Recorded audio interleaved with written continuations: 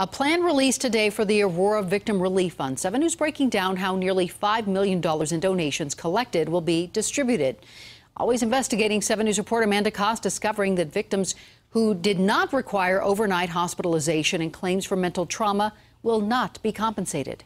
And we found that some who were inside the theater will not be included. But here's how the donations and the distribution will break down. 70% will go to families of those who lost their lives, along with those who had permanent brain injury or paralysis. The remaining 30% of this donation, the distribution here, will go to victims who were injured. But how much they get is based on how long they were at the hospital. Victims, families, wounded by the same tragedy inside the Century 16 theater.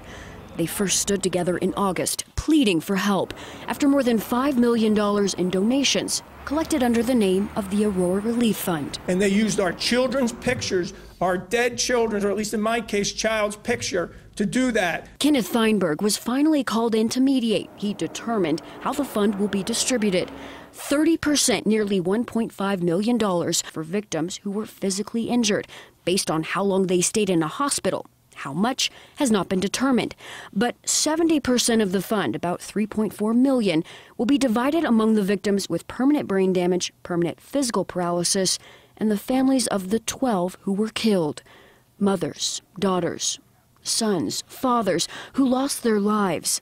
Gordon Cowden's children lost their father and stand to receive about $200,000. They would go live under a bridge if they could have their dad back. We talked with their mother on the phone about the disbursement. For me, I'm just now getting the opportunity to mourn because it took so long to fight these people for this money that goes to my kids.